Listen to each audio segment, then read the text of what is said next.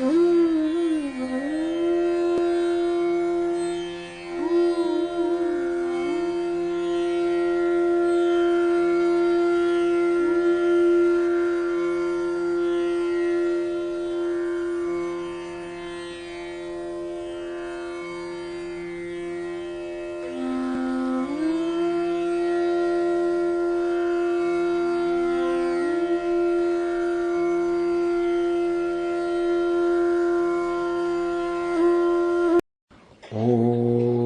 शन्नो मित्रः शं वरुणः शन्नो भवत्वर्यमा शन्न इन्द्रो बृहस्पतिः शन्नो विष्णुरुक्रमः नमो ब्रह्मणे नमस्ते वायो त्वमेव प्रत्यक्षं ब्रह्मासि त्वमेव प्रत्यक्षं ब्रह्म वदिष्यामि ऋतं वदिष्यामि सत्यं वदिष्यामि तन्मामवतु तद्वक्तारमवतु अवतु माम् अवतु वक्तारम्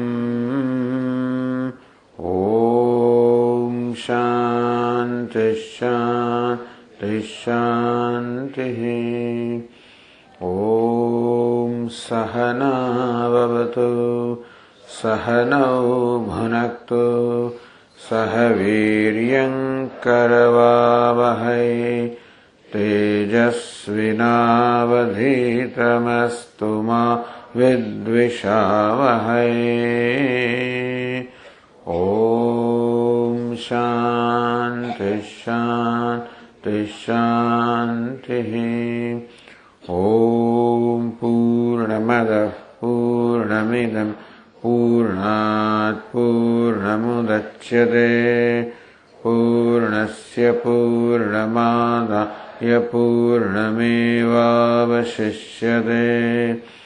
ॐ शान्ति शान्ति शान्तिः श्रुतिस्मृतिपुराणानाम् आलयं करुणालयं नमामि भगवत्पादं शङ्करं लोकशङ्करं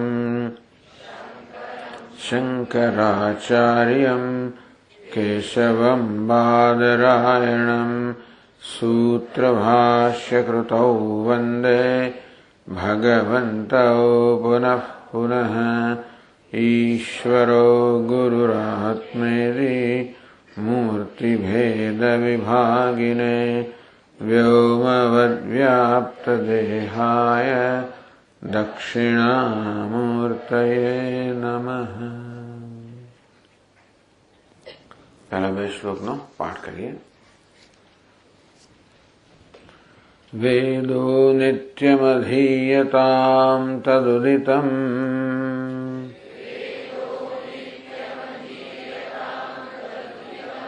कर्मस्वनुष्ठीयताम् तेनेशस्य विधीयतामपचितिः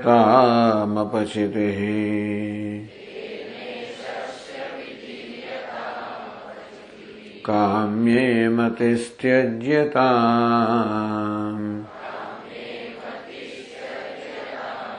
पापौघः परिधूयतां भवसुखे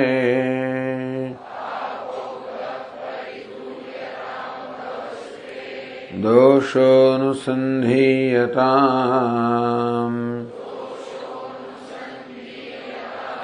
आत्मेच्छाव्यवसीयतां निजगृहात्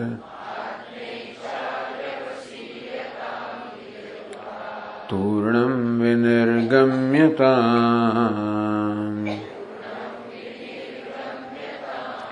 सङ्गस्सत्सु विधीयतां भगवतः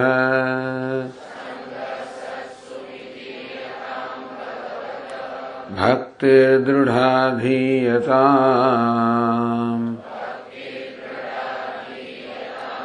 शान्त्यादिः परिचीयतां दृढतरम्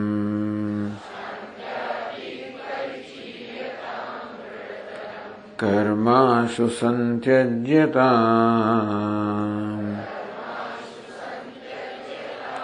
સદ્વિદ્વાનુપસૃપ્યતામ પ્રતિદિનમ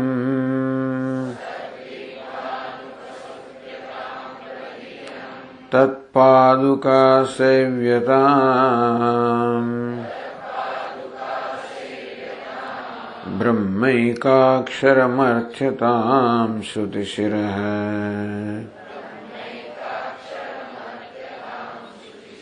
વાક્યમ સમાકર્ણ્યતામ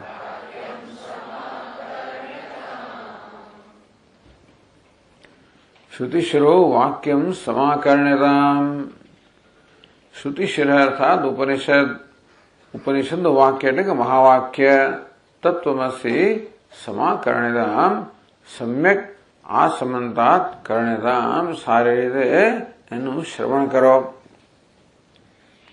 આમ આચાર્ય આપણને ઉપનિષદનું મહાવાક્યનું એટલે કે આત્માનું શ્રવણ કરવાની સૂચના આપે છે. આત્માર શ્રોતવ્ય હે મૈત્રી, આત્માનું શ્રવણ કરવું જોઈએ. કારણ કે શ્રવણ કરવાથી અપરોક્ષ જ્ઞાન જન્મે છે. તો શ્રવણ કરવાથી જ્ઞાન જન્મે, સાંભળવાથી. શ્રવણ એટલે શું થતું હોય છે?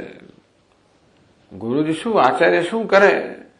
આચાર્ય ઉપનિષદના શાસ્ત્રના જે વાક્યો છે એ વાક્યોનું પ્રતિપાદન કરે, એનું ઉદ્ઘાટન કરે, એનો અર્થ જે છે એ અર્થને ખોલે આપણી સમક્ષ,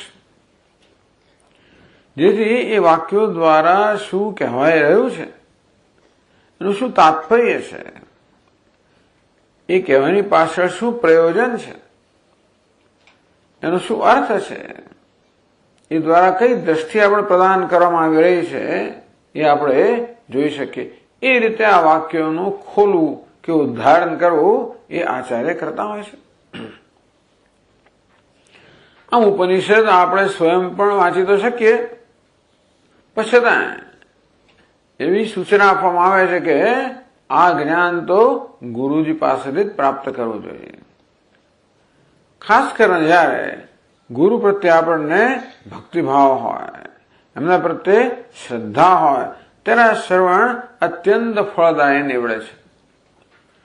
કઈ ગુરુ પ્રત્યે શ્રદ્ધા અને ભક્તિ હોવાના કારણે મારો અહંકાર એમના ચરણે સમર્પિત થાય છે. એનું એક સરસ પરિણામ એ આવે છે કે મારું તાદાત્મ્ય ગુરુ જ સાથે થાય છે. આમ સામાન્ય રીતે અહંકાર સાથે મારું તાદાત્મ્ય હોય, પરંતુ ગુરુ માટે મને મારા અહંકાર કરતા વધારે આદર છે. એટલે આપણા જીવનમાં એવું કોઈ આદરણીય પાત્ર હોય જેના ચરણે હું ઝૂકી શકું, તો આપણે બહુ જ નસીબદાર છે એમ કહેવાય. તો આપણે આપણો અહંકાર ત્યાં આગળ સમર્પણ કરી શકીએ, ઝૂકી શકીએ. આપણો અહંકાર કંઈક કહેતો હોય અને એ કંઈક કહેતા હોય તો આપણે એમના વાક્યને અહંકારની સૂચના કરતા પણ વધારે મહત્વ આપી શકીએ, એ સ્વીકારી શકીએ. અહંકાર જે કહે છે એનો આપણે એની ઉપેક્ષા કરી શકીએ. અહંકાર તો સતત કહેતો હોય આવ્યો છે, હું હીન છું, દીન છું, કરતા છું, ભોગતા છું, સુખી છું, દુઃખી છું. અહંકારના આ બધા ખ્યાલો તો છે જ. અહંકાર સદા કટકટ રટણ કરતો જ આવે છે અને કરતો જ હોય છે. મારા વિશે જે બધા ખ્યાલ હું ધરાવું છું એ ખ્યાલ ભ્રમ ભરેલા છે, એ સાચા નથી. એ જોવા માટે, જાણવા માટે મારી પાસે કયું સાધન છે? અહંકાર સાથે જ, અર્થાત અહંકારના સ્તરે જે બધા ખ્યાલ કે અભિપ્રાય હું મારા વિશે ધરાવતો હોઉં છું એના પ્રત્યે હું એક અંતર ઉત્પન્ન કરી શકું. મારા પોતાના જે ખ્યાલને હું નિષ્પક્ષ રીતે જોઈ શકું, એમનું વિશ્લેષણ કરી શકું કે મારી પાસે આ પ્રકારના ખ્યાલ ધરાવવા માટે ખરેખર કોઈ વાજબી કારણ છે કે નહીં. હું મારી જાતને કરતા ભોગતા કહું છું તો ખરો, પણ એમ કહેવા માટે મારી પાસે કોઈ વાજબી કારણ છે કે ખાલી માત્ર માની લેવામાં જ આવ્યું છે? આમ સામાન્ય રીતે પોતાના ખ્યાલોને સાચા ઠેરવવાની જ વૃત્તિ આપણામાં હોય, અને આપણે જે ખ્યાલ ધરાવીએ છીએ એ સિવાયના કે એની વિરુદ્ધનું કોઈ કશું કહે તો તરત એને ખોટું ઠરાવવાની પણ વૃત્તિ આપણામાં હોય. પણ એક સ્થળ એવું છે જ્યાં આપણે આપણા ખ્યાલોથી જ અંતર ઉત્પન્ન કરીએ. જો હું મારા પોતાના જ ખ્યાલો છે ને અંગ્રેજીમાં કહે conclusions, I have concluded about myself. મારા વિશેના અભિપ્રાય છે. એ અભિપ્રાય સાથે પણ એક અંતર ઉત્પન્ન થાય. હું ગુરુજી સાથે તાદાત્મ્ય સાધું અને એમની દ્રષ્ટિએ મારા તરફ જવું. ગુરુજીની દ્રષ્ટિ, ઉપનિષદની દ્રષ્ટિ, શાસ્ત્રની દ્રષ્ટિ. આમ ગુરુની દ્રષ્ટિથી, શાસ્ત્રની દ્રષ્ટિથી હું મારા વર્તમાન જે બધા ખ્યાલો છે એને હું નિષ્પક્ષ રીતે જોઈ શકું, એમનું વિશ્લેષણ કરી શકું, અને મને જણાય કે એ સાચા નથી તો કોઈ સંકોચ વગર એમનો ત્યાગ કરી શકું. આ એક ત્યાગની પ્રક્રિયા થઈ. આગળ ત્યાગનું વર્ણન કરવામાં આવ્યું કે કર્મફળની આસક્તિનો ત્યાગ કરો, કર્મની સાથેના અહંકારનો ત્યાગ કરો, કર્મનો ત્યાગ કરો. હવે આ ત્યાગની પ્રક્રિયા આગળ ચાલે છે. હવે શેનો ત્યાગ કરવાનો છે? આપણા બધા દ્રઢ થઈ ગયેલા ખ્યાલો કે અભિપ્રાયનો, જેનો ભ્રમ કહેવામાં આવે છે, આ ભ્રમનો ત્યાગ કરો. અહંકાર કોને કહેવાય? આ બધા ભ્રમનો સમૂહ એટલે જ અહંકાર. એ અહંકાર ભ્રમનો ત્યાગ ક્યારે કરે? જ્યાં સુધી પોતાના ખ્યાલ સાથે જ એને તાદાત્મ્ય છે ત્યાં સુધી એ પોતાના ખ્યાલનો ત્યાગ નથી કરવાનો. એટલે અહંકાર જયારે શાસ્ત્ર સાથે, ગુરુ સાથે તાદાત્મ્ય સિદ્ધ કરે, એને શ્રદ્ધા અને ભક્તિભાવને કારણે પોતાના અભિપ્રાય કરતા એને ગુરુજીના અભિપ્રાયમાં વધારે આદર છે. તેથી એમના અભિપ્રાય કરતા આ અભિપ્રાય જુદા હોય તો પોતાના અભિપ્રાયને છોડવા એનો કોઈ સંકોચ નથી. તો જ પછી જ્ઞાનની પ્રક્રિયા ચાલુ રહે. જ્ઞાન પ્રાપ્ત કરવું એટલે અજ્ઞાનને છોડવું. અજ્ઞાનને છોડવું એટલે કે અજ્ઞાનમાંથી જન્મેલા આ બધા ખ્યાલ કે ભ્રમને છોડવા. શ્રુતિશરો વાક્યમ સમાકર્ણતામ. ઉપનિષદનું મહાવાક્ય એક જ કહે છે કે તું બ્રહ્મ છે. ના હોય, હું હોય જ ના શકું, પણ શાસ્ત્ર કહે છે તું પૂર્ણ છે. તું જે માને છે કે તું અપૂર્ણ છે, એ વાત બરોબર નથી, એ તારી વાત સાચી નથી. તું સુખી દુઃખી છે, એ વાત સાચી નથી. અશોચાનન શોચસ્ત્વમ. એ શોક કરવા ન યોગ્ય મળે તો શોક કરી રહ્યો છે, શોક કરવાનું કારણ નથી.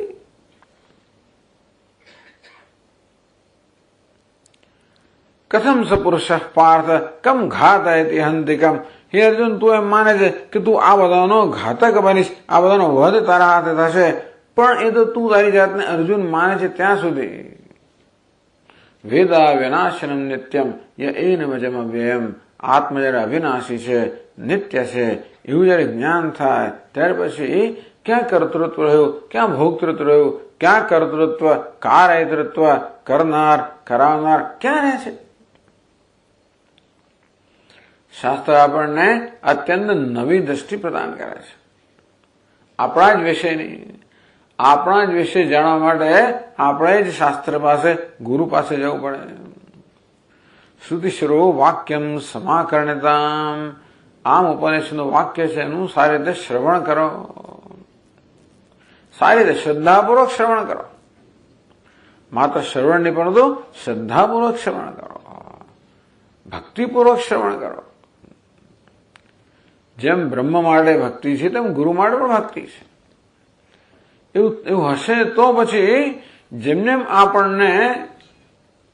આપણને ઉપનિષદના વાક્યો સમજાતા જશે તેમ તેમ આપણા પોતાના અભિપ્રાયો જે છે એમાં રહેલી ભૂલ સમજાતી છે કે દોષ આપણા પોતાના વિચારમાં કે આપણી પોતાની વિચાર પદ્ધતિમાં રહેલા દોષ જેમ જેમ સમજાતા છે તેમ આપણે એ વિચાર પદ્ધતિમાંથી જન્મેલા ખ્યાલો છે એમને છોડતા જઈશું.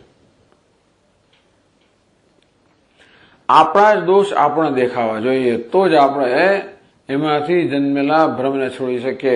બાકી ન દેખાતા આપણે કઈ છોડવાનું નથી, છોડવાય ના જોઈએ. એમને એમ છોડી દીધો એનો અર્થ નથી વળી પકડી લઈશું એમને. એટલે વેદાંત શાસ્ત્ર એવું નથી ઈચ્છતું કે આપણે એમને એમ છોડી દઈએ, પણ આપણે આપણી યુક્તિનો ઉપયોગ કરીએ, આપણી બુદ્ધિનો ઉપયોગ કરીએ. એટલે ગુરુજી જયારે શાસ્ત્રનું પ્રતિપાદન કરતો હોય, વાક્યને સમજાવતો હોય ત્યારે શિષ્યના મનની અંદર એ જ પ્રકારની વિચાર પદ્ધતિ ચાલી રહી છે જેનું પ્રતિપાદન ગુરુજી કરી રહ્યા છે. એટલે એમ કહી શકાય કે ગુરુ જ વાસ્તવમાં શિષ્યની બુદ્ધિનું કે વિચારની પદ્ધતિનું સંચાલન ન કરી રહ્યા હોય. કારણ કે શિષ્યએ પોતાની બુદ્ધિને ગુરુને સમર્પિત કરી છે. હવે આ વાતનો વિરોધ બહુ કરવામાં આવે છે. કેટલાક વિચારકોનો સખત વિરોધ કર્યો કે તમે લોકો ગુરુનો ગુલામ બની જાઓ છો, ગુરુને તમે તમારી પોતાની સ્વતંત્રતા તમે ત્યાં સમર્પિત કરો છો, બની જ ના શકે. સ્વતંત્રતા હોવી જ જોઈએ. હવે એક અભિપ્રાય એવો છે કે આપણે સ્વતંત્રતા જાળવી રાખવી જોઈએ, જ્યારે આપણા શાસ્ત્રની પદ્ધતિ શું છે કે ભાઈ સ્વતંત્રતા નહીં, પરતંત્રતા પણ નહીં, પણ ભક્તિ.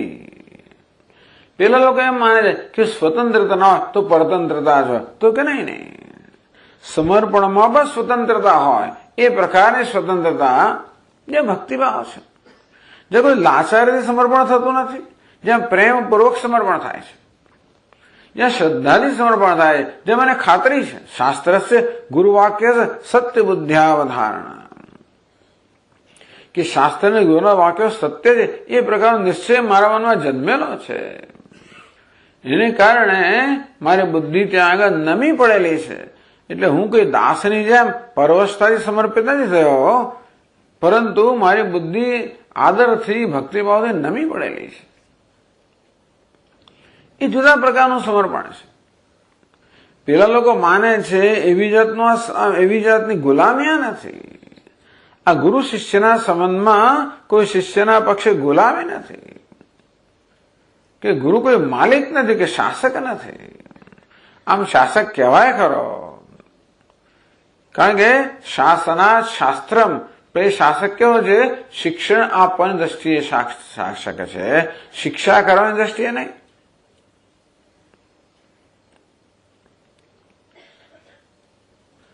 આ રીતે શાસ્ત્રનું શ્રવણ એટલે શિષ્યના મનની અંદર પણ એ જ પ્રકારની પ્રક્રિયા ચાલી રહી છે જેનું પ્રતિપાદન ગુરુ કરી રહ્યા છે. અને એ રીતે શિષ્ય પોતાના જ વિચારો કે પોતાના જ ખ્યાલો જે છે એનું વિશ્લેષણ ગુરુની દ્રષ્ટિએ કરી રહ્યો છે. અને ત્યારે એને જયારે જણાય કે હું જે વિચારી રહ્યો છું મારા વિશે એ વિચારોનું યોગ્ય નથી, એ કાયના માટે કોઈ યોગ્ય કારણ નથી, ત્યાર પછી પોતાના ખ્યાલ જે છે એને છોડતો જાય છે. આ રીતે અજ્ઞાનમાંથી જન્મેલા ભ્રમને છોડતા જવું, આ જ્ઞાન પ્રાપ્ત કરવાની પ્રક્રિયા છે. અજ્ઞાનનો ત્યાગ. અજ્ઞાન એટલે શું? અજ્ઞાન એટલે ભ્રમ. અનાત્મામાં આત્મબુદ્ધિને કારણે, અનાત્માના ધર્મોનો આત્મા પર અધ્યારોપ કરવાને કારણે જન્મેલા ભ્રમનો ત્યાગ કરવો, પોતાના વિશેની ગ્રંથિઓનો ત્યાગ કરવો, પોતાના વિશેનો ખોટા ખ્યાલોનો ત્યાગ કરવો. આ શ્રવણની પ્રક્રિયા છે. એની પછી આવે છે મનન. એની સાથે જ એવું નથી કે મનન એટલે જુદું જ હોય. આવી જાતના કમ્પાર્ટમેન્ટ શ્રવણ, મનન, નિધિધ્યાસન એ પ્રકારના બહુ ચુસ્ત વિભાગ આપણે કરવાની જરૂર નથી. આત્માવાર શ્રોતવ્ય, મંતવ્ય, નિધિધ્યાસિતવ્ય. આત્માનું શ્રવણ કરવું જોઈએ, મનન કરવું જોઈએ, નિધિધ્યાસન કરવું જોઈએ. એટલે શ્રવણ થઈ ગયું, હવે મનન કરીશું, મનન થઈ ગયું, હવે નિધિધ્યાસન, એ પ્રકારના ચુસ્ત વિભાગ કરવાની જરૂર નથી. એ શ્રવણ દરમિયાન મનન ચાલતું જ હોય છે. મનન એટલે યુક્તિપૂર્વક આપણા મનમાં જન્મતા સંશયોનું યુક્તિપૂર્વક નિવારણ કરવું, એ પ્રક્રિયાને મનન કહેવામાં આવે છે. અને મનમાં સંશય જન્મે, શાસ્ત્ર જે કહે છે તે શાસ્ત્રની એક દ્રષ્ટિ છે અને અત્યાર સુધી આપણી બીજી દ્રષ્ટિ છે. એવાને કારણે શાસ્ત્ર જે કહે છે તે અને આપણા જે બધા ખ્યાલો છે એમાં આસમાન જમીનનો તફાવત છે. સામાન્ય નહીં, આસમાન જમીનનો તફાવત છે. શાસ્ત્ર એમ કે સર્વમ ખલુ ઇદમ બ્રહ્મ, આ સર્વ બ્રહ્મ છે, આ સર્વ ઈશ્વર છે. શું વાત કરો, આ બધું ઈશ્વર છે? કે ઈશ્વર વિશે આપણા મનમાં ખ્યાલ છે અને આ મને જે દેખાય છે એ તો આ ખ્યાલ સાથે કોઈ રીતે સંમત થતું જ નથી.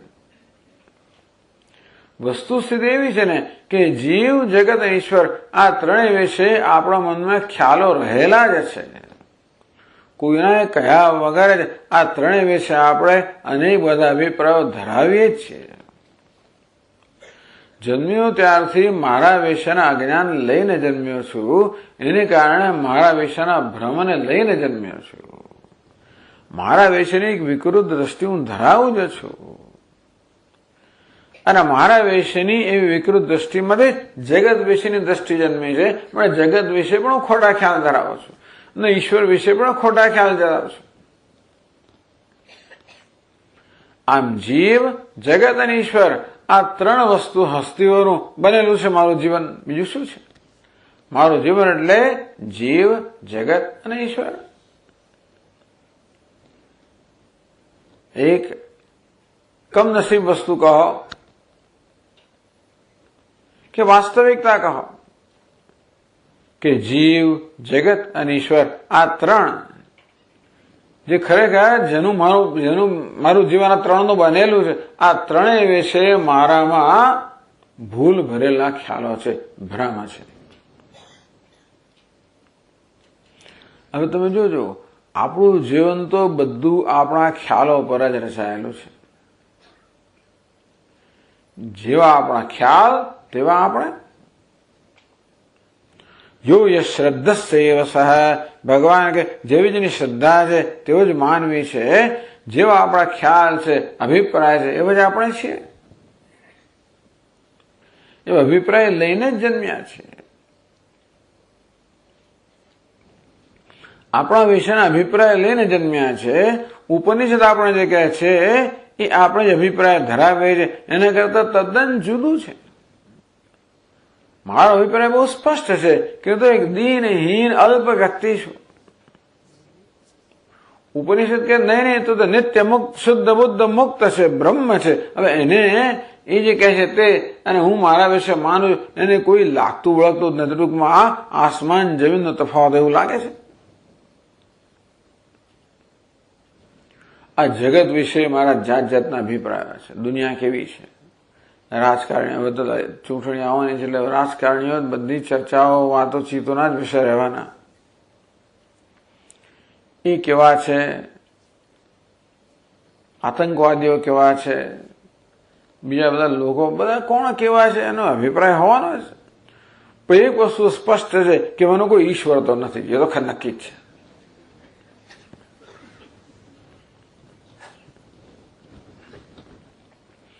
ત્યારે ઉપનિષદ કે સર્વમ ખલુ ઇદમ બ્રહ્મ, આ સર્વ બ્રહ્મ છે એ કોઈ રીતે મારા મગજમાં ઉતરે કેવી રીતે?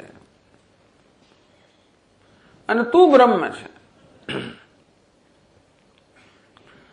આ ઈશ્વર છે એ તો હું સ્વીકારું છું. મોટાભાગના જે શ્રદ્ધાળુ લોકો છે એ ઈશ્વરના અસ્તિત્વને તો સ્વીકારે. પણ ઈશ્વર કેવો છે? પરોક્ષ છે. પરોક્ષ કોને કહેવાય? ટૂંકમાં મારી ઇન્દ્રિયની મર્યાદાઓથી બહાર છે. પર અને અક્ષ. પર એટલે દૂર, અક્ષર એટલે કે ઇન્દ્રિયો. ઇન્દ્રિયોથી દૂર, ઇન્દ્રિયોના અનુભવનો વિષય નહીં. ઈશ્વર કેવો છે? ઇન્દ્રિયના અનુભવનો વિષય નથી. ટૂંકમાં જે દેખાય છે, સંભળાય છે, અનુભવાય છે એ નથી. એથી દૂર ક્યાંક ઈશ્વર છે, ક્યાંક બીજા લોકની અંદર ઈશ્વર છે. કંઈક એવો ખ્યાલ આપણા મનમાં હોય કે ભારતમાં આપણે ઉછરતા હોઈએ એટલે શંખ ચક્ર ગદા પદ્મધારી ઈશ્વર હોય, શંખ ચક્ર ગદા પદ્મ ગરુડ લઈ સવારે ઈશ્વર એવા હોય. એવા ન હોય એમ નથી કહેવા માંગતો, પણ એ જ ઈશ્વર હોય એવો આપણો ખ્યાલ હોય. જેવી સંસ્કૃતિ, કોઈ ફાધર ઇન હેવન કે કોઈ વળી આકાશની પેલે પાર, જાત જાતના ખ્યાલ ઈશ્વર વિશે દરેક કોઈનો કોઈ ખ્યાલ તો ધરાવવાનો જ છે. ઈશ્વર આપણા જીવન બહુ મહત્વનો છે, એના વગર ચાલે નહીં આપણને. કોઈ કહે કે ઈશ્વર માનતો નથી, પણ એ ઈશ્વર વિશેનો એક ખ્યાલ જ છે. અને મોટે ભાગે આ બધા ખ્યાલો પણ જે સ્વીકારી લેવામાં આવ્યા છે એના ઉપર પણ કંઈ વિચાર નથી કરવામાં આવ્યો હતો. જે આપણે ક્યાં તો કહેવામાં આવ્યું આપણે માની લીધેલું હોય કે આપણે સંસ્કાર લઈને આવ્યા હોય, એ પ્રકાર આપણે ખ્યાલ ધરાવતા હોઈએ. આમ જીવ જગતની ઈશ્વર આ બધા વિશે આપણા સ્પષ્ટ એક દ્રઢ ખ્યાલો છે.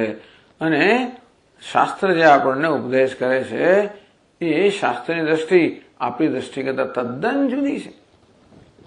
એટલે અનેક સંશયો જન્મે. ટૂંકમાં સંશયોનું એક કારણ છે કે આપણા અનુભવો શાસ્ત્રના ઉપદેશ કરતા તદ્દન જુદા છે. બીજું કે બીજા કેટલાય તત્વચિંતકો છે, એમણે પણ આ જીવ જગત ઈશ્વર વિશે જુદા જુદા પ્રકારના અભિપ્રાય વ્યક્ત કર્યા છે. બધા ચિંતકોએ એ પણ આપણે સાંભળ્યું હોય, વાંચેલું હોય, જાણ્યું હોય, એ પણ આપણા મનમાં અનેક સંશયો ઉત્પન્ન કરે. એટલે સંશય એનું નિવારણ તો યુક્તિથી થવું જોઈએ. કારણ કે સંશય એ બુદ્ધિનો વિષય છે. બુદ્ધિની અમુક પ્રકારની વિચારસરણીને કારણે સંશય જન્મેલો છે. અને તેથી બુદ્ધિની સાચી વિચારસરણીથી એ સંશય દૂર થાય. બુદ્ધિ અમુક પ્રકારે વિચારે છે, મારે સંશય જન્મ્યો. હવે કોઈએ મને કહ્યું નથી કે આ ભગવાન નથી. મારી સમક્ષ જે છે એ ભગવાન નથી એવું કે મને કોઈ કહ્યું નથી. મારી આંખો નથી કહેતી કે આ જે સામે છે ભગવાન નથી. ઇન્દ્રિયો કહેતી નથી. ત્યારે કોણ કહે છે? મારી સમક્ષ જે છે, હું જેનો અનુભવ કરી રહ્યો છું એ ભગવાન નથી એવું કહેનારો કોણ? આપણે ઇન્દ્રિયો નથી કહેતી. કોણ કહે છે? આપણે બુદ્ધિ કહે છે. કારણ કે બુદ્ધિમાં એક પ્રકારનો નિર્ણય થઈ ગયો છે કે ભગવાન કેવો હોય. અને બુદ્ધિ એમ માને છે કે આ મારી સમક્ષ જે છે, જેને હું અનુભવી રહ્યો છું એ મારા નિર્ણયને અનુરૂપ નથી, મારે ભગવાન નથી એવું કહેનાર બુદ્ધિ છે. એટલા જ માટે એટલે બુદ્ધિને વિચાર કરવાની પોતાની એક રીત છે. અમુક રીતે વિચાર કરીને નિર્ણય પર આવવાની બુદ્ધિની પોતાની રીત છે. અને જે બુદ્ધિને આપણે બીજી રીત આપવી પડે, બુદ્ધિને બીજી યુક્તિ આપવી પડે. બુદ્ધિ પોતાની રીતે યુક્તિ દ્વારા નિર્ણયો કરે છે, તો બુદ્ધિને આપણે યોગ્ય નિર્ણય આપવો પડે. એટલું જ નહીં, પરંતુ બુદ્ધિને કન્વિન્સ કરવી પડે. બુદ્ધિ કે માને નહીં.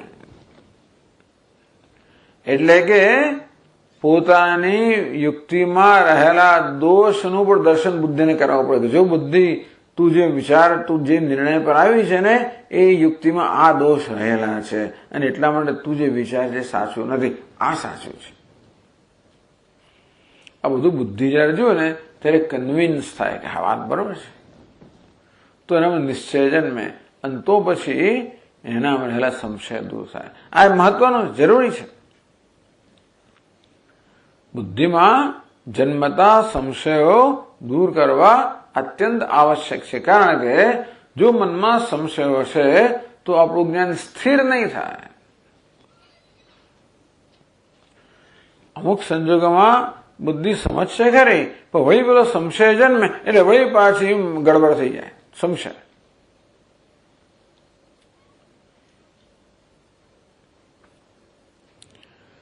વિચાર સાગર નામનો એક ગ્રંથ છે. એમાં એક દ્રષ્ટાંત આપવામાં આવ્યું છે. એક રાજાની ત્યાં કથા આવે છે. અને રાજાને છેતરીને એનું રાજ કેમ લઈ લો વગેરે આખી બધી યોજના ચાલે છે પ્રધાન દ્વારા. એ રાજાનો એક પ્રધાન હતો ભરછુ. એ રાજાનો ખૂબ માનીતો હતો અને ખૂબ રાજાને ખૂબ નિષ્ઠાવાન હતો, સમર્પિત હતો અને સાથે સાથે એના પોતાના કામની અંદર પણ એકદમ જ શક્તિશાળી હતો, નિષ્ણાત હતો. કેટલાક લોકો આને બહુ ઈર્ષ્યા કરતા હતા અને કેવી રીતે એને અહીંયાથી દૂર કરવો, એનું કાસળ કેમ કાઢી નાખવું, એવી બધી વિચાર કરતા હતા. એનું અપહરણ કરાવવામાં આવ્યું, એને વનમાં લઈ જવામાં આવ્યો, ત્યાં પૂરો ઉશ્કેરી નાખ્યો, સૂચના આપવામાં આવી. પરંતુ કોઈક રીતે જે લોકોને એવી સૂચના આપવામાં આવેલી કે તમે એને મારી નાખો, એ લોકોને વળી કે માર્યો ને એમ છોડી દીધા એમને, કે ભી પાછું તું આવીશ નહીં કોઈ દાડા. એટલે ભરછું તો જંગલમાં રહેવા મળે ને પછી તો તપશ્ચર્યા કરવા મળે કે આ બધું ખોટું છે, રાજબાજ બધું ખોટું છે. એક દાડો રાજા વનમાં શિકાર મળે જઈ ચડે તો જોયું કે આ તો ભરછું છે. એ આવીને કહે જો આ ભરછુને મેં જોયો, આપણે લઈ આવો એને. ત્યારે પેલા થયું કે આ રાજા લઈ આવશે તો સંશય કેમ ઉત્પન્ન કરો, સંશય ઉત્પન્ન કરો કે નહીં ભરછું તો મરી ગયો છે, ભરછુનો ભૂત આ જંગ વનમાં ફરે છે. એટલું જ નહીં પરંતુ જે કોઈ એ ભરછુ પાસે જાય ને એને મારી નાખે છે, એની તરફ દોડે છે. આવી જાતનો ખ્યાલ રાજાના મનમાં જન્માવામાં આવ્યો કે ભરછુનું ભૂત આ વનની અંદર આમ તેમ ભમે છે અને જે કોઈ આમ એની તરફ જાય એને તરફ જ દોડે છે. તો રાજાની શોધ માટે વનમાં ગયો અને જોયું કે ઓહો, તપસ્યા કરનાર કોઈ છે, જો કે આ તો મારો ભરછું છે. પણ ભરછુને જો પેલું યાદ આવ્યું કે ભરછુનું ભૂત દોડે છે, એટલે સાચો ભરછું છે કે એનો ભૂત છે. આ બંને પ્રકારની બંને શક્યતા હોય તેને સંશય કહેવાય. પેલા શઠ પ્રધાને કહી રાખેલું ને કે એનું ભૂત છે, અને જેવા તમે નજીક જશો ને તમારી પાસે આવશે. જોજો, ભરછુએ રાજાને જોયું કે તરત એનો આવકાર કરવાનો, તરત એની નજીક ગયો. રાજા કે હા, મને કહ્યું હતું ને બરોબર, જો આ મારી પાસે આવશે. ભાગી ગયો ત્યાંથી. આમ એક વાર આપણી બુદ્ધિમાં ઠસ્યું પછી એ વસ્તુ જતી નથી હોતી. એની વસ્તુ સાચી ઠેરવવાનો બુદ્ધિ પ્રયત્ન કરતી હોય છે. એટલે બુદ્ધિના નિર્ણયમાં ક્યાં દોષ રહેલો છે એ બુદ્ધિને બતાવે તો જ બુદ્ધિ પોતાનો અભિપ્રાય છોડે. એટલે મનન બહુ મહત્વની વસ્તુ છે. એવું નથી કે મનન નામની કોઈ જુદી વસ્તુ હોય. શ્રવણ દરમિયાન પણ આપણા શાસ્ત્રમાં જ આપણને યુક્તિઓ આપવામાં આવતી હોય છે. મનન થતું હોય છે, એ થવું જોઈએ. એટલે કે આપણી બુદ્ધિમાં જે કંઈ નિર્ણયો છે એને કારણે જે સંશય જન્મે છે બધા દૂર થવા જોઈએ. અને પછી નિધિધ્યાસન, જે દેહાત બુદ્ધિ છે એમાં તો મુક્ત થવું જોઈએ. તો ત્રીજા શ્લોકમાં મનન અને નિધિધ્યાસન આ બેની વાત કરવામાં આવી છે. ચલો ત્રીજો શ્લોક આપણે એનો પાઠ કરીએ.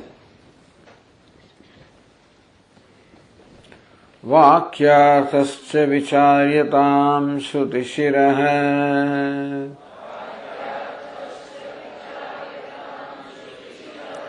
પક્ષ સમાશ્રિયતામ દુસ્તર્કાત સુવિરમ્યતામ શ્રુતિમતઃ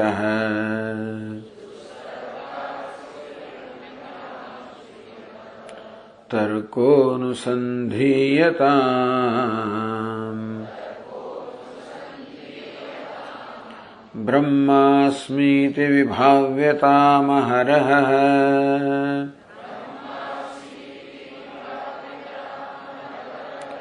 ગર્વઃ પરિત્યજ્યતામ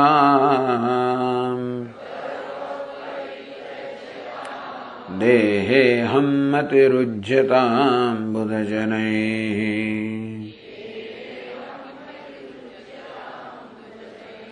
વાદઃ પરિત્યજ્યતામ.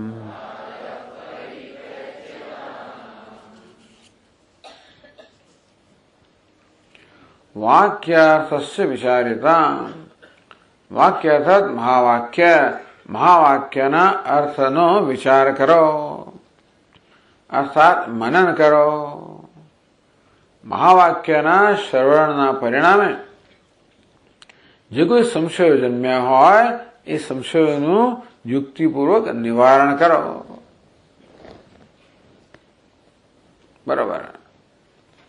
કેવું રીતે નિવારણ કરવું મહારાજ? તો કહે છે કે શ્રુતિશિર પક્ષ સમાશ્રિયતા.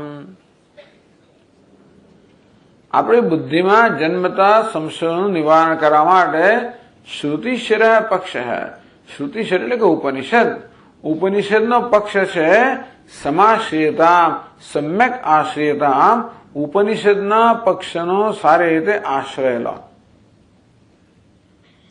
બહુ બધા પક્ષો છે એટલા માટે કહ્યું કે ઉપનિષદના પક્ષનો આશ્રય લો. કયા બધા પક્ષો છે? ઉપનિષદ એટલે કે વેદાંત દર્શન. વેદાંત દર્શન સિવાયના ઘણા બીજા દર્શન હોય ને, ન્યાય વૈશેષિક દર્શન, સાંખ્ય યોગ દર્શન, બૌદ્ધ દર્શન, જૈન દર્શન વગેરે ઘણા દર્શન છે. એ બધા દર્શનમાં જીવ, જગત ને ઈશ્વર આ ત્રણેય વિશે જુદા જુદા પ્રકારના અભિપ્રાયો છે. એટલે કે આ બધા ચિંતકો પણ એ જીવ, જગત ને ઈશ્વર વિશે પોતાના અભિપ્રાયો ધરાવે છે. એ બધા સમર્થ ચિંતકો છે કે સામાન્ય માણસો નથી, છતાં પણ ઉપનિષદ કરતા એ જુદા અભિપ્રાય પર આવેલા છે અને પોતાનો અભિપ્રાય પોતાની રીતે યુક્તિથી સમર્થન કરતા હોય છે. ટૂંકમાં એ બધા ચિંતકો જેમ કે સાંખ્યના હોય, તત્વદર્શીઓ હોય, એ પોતાના મતનું સમર્થન કરવા માટે યુક્તિ આપતા હોય છે. તો સાંખ્યના ચિંતકો એમ કે છે કે આત્મા અનેક છે, ચૈતન્ય અનેક છે, ચૈતન્ય અનેકમાં વહેંચાયેલો છે. જેમ અગ્નિ અનેક બધા તણખામાં વહેંચાઈ ગયા હોય તે રીતે ચૈતન્ય પણ અનેક બધા તણખામાં વહેંચાઈ ગયા હોય. પ્રત્યેક આત્મા બીજા આત્મા કરતા જુદો છે એ લોકો એવું માને છે. આત્માની અનેકતાના સમર્થનમાં એ લોકો યુક્તિ પણ આપે છે. એમ કહે છે કે જો ભાઈ આત્મા એક જ હોત તો પછી એક જણ સુખી થાય તો બધાએ સુખી થવું જોઈએ કે નહીં? તમે મને કહો. આત્મા એક જ હોય તો એક સુખી હોય તો બધા સુખી ના હોવા જોઈએ? એક દુઃખી હોય તો બીજા દુઃખી ના હોવા જોઈએ? આ તો શું થાય છે? એકનો જન્મ થાય અને બીજાનું મૃત્યુ થાય. એક સુખી અને બીજો દુઃખી. આમ દરેકના અનુભવ તો જુદા જુદા હોય છે. તો કેમ કહી શકાય કે આત્મા એક છે? આ પ્રકારના અનુભવ પરથી કે નિરીક્ષણ પરથી એ લોકોએ નિર્ણય કર્યો કે આત્મા અનેક છે. જો આત્મા અનેક હોય તો જ આ પ્રકારનો જે અનુભવ છે સમજાવી શકાય. આત્મા એક હોય તો આવો અનુભવની વિવિધતા કે વિચિત્રતા કેમ સમજાવી શકાય? આત્મા એક હોય તો. આત્મા અનેક હોય તો જ અનુભવની વિવિધતા સમજાવી શકાય. પણ આત્મા અનેક છે, ચૈતન્ય છે એટલું તો માનનારા છે, એટલું સારું છે. તો વૈશેષિક લોકો એમ કહે કે આત્મા એક દ્રવ્ય છે, ચેતનતા એનો ધર્મ છે, વગેરે વગેરે જાત જાતના અભિપ્રાયો છે આત્મા વિશે, પોતાના વિશે. બૌદ્ધ લોકો એમ કે આત્મા તો ક્ષણિક વિજ્ઞાન છે, પ્રત્યેક ક્ષણે એ ઉત્પન્ન થાય છે, વળી નષ્ટ થાય છે, ઉત્પન્ન થાય, નષ્ટ થાય. દુનિયા કશું જ કોઈ સ્થાયી તત્વ જ નથી. જગતના અને બધાના મૂળમાં ક્ષણિકતા છે, ક્યાંય સ્થાયીપણું નથી, નિત્યતા નથી. જૈન લોકો એમ માનતા હોય કે આત્મા અનેક છે એટલું જ નહીં, પરંતુ આત્મા દેહના આકારનો છે. દેહ વધે તો આત્મા વધે, દેહમાં ઘટાડ, દેહ સંકુચિત થાય, આત્મા સંકુચિત થાય, એવી જાતની માન્યતા ધરાવનારા છે. બંધન, મોટાભાગના લોકો બંધનને સાચું માનનારા છે. એ આત્મા બંધાયેલો છે, એને બંધનમાંથી છોડાવવાનો છે. આત્મા ખરેખરો દુઃખી છે, એને સુખી કરવાનો છે. જે લોકો આત્માને દુઃખી માનતા હોય, આત્માને બંધ માનતા હોય, એમને વડે કર્મ બહુ મહત્વનું બની જાય. કારણ કે કર્મ દ્વારા કે ઉપાસના દ્વારા જ આપણે એને દુઃખમાંથી મુક્ત કરી શકીએ, સુખી કરી શકીએ. વેદાંત શાસ્ત્ર શું કહે છે? આત્મા નિત્ય મુક્ત છે. એટલે કર્મ નહીં, આ તો આપણે જે પ્રાપ્ત કરવાનું એ તો પ્રાપ્તની જ પ્રાપ્તિ છે. એમણે જ્ઞાન સાધન છે, કર્મ સાધન નથી. આ વેદાંત આપણે શીખવાડે છે.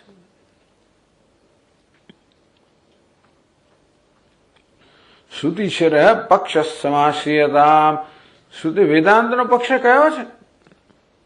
સદૈવ સૌમ્ય ઇદમગ્રાસીત એકમેવા દ્વિતીયમ. હે સૌમ્ય, આ સમગ્ર જગત એના સર્જન પહેલા એક અદ્વિતીય સત હતું, બ્રહ્મ હતું. ઉપનિષદ કહે છે કે જે છે એ તો પરમાત્મા છે, બ્રહ્મ છે, એક અને અદ્વિતીય છે, બ્રહ્મ સિવાય કંઈ છે જ નહીં, એવું આપણું ઉપનિષદ કહે છે. એ પક્ષનો આશ્રય લો. બસ કેમ હોઈ શકે? આપણો અનુભવ શું કહે છે?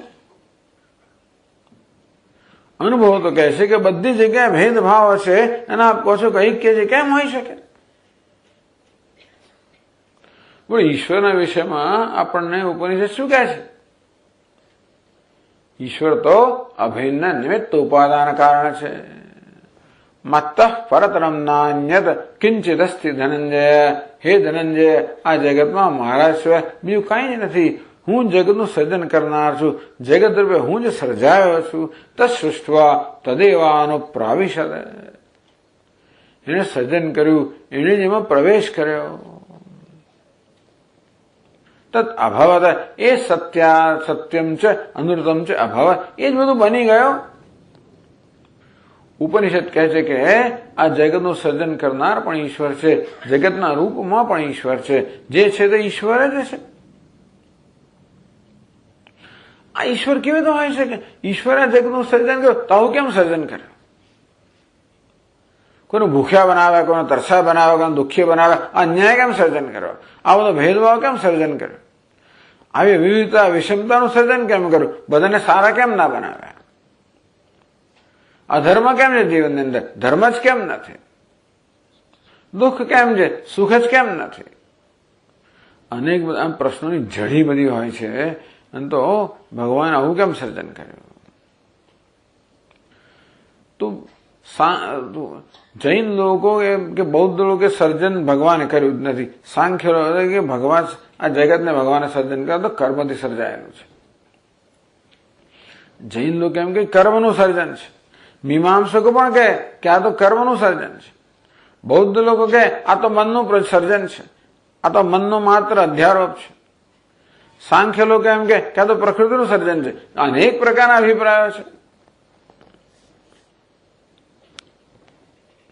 આ જગત તો જળ છે, ઈશ્વર તો ચેતન હોય. તો આપ કહો છો કે ઈશ્વર જગત બની ગયો, તો ચેતન જળ કેવી રીતે બની ગયો?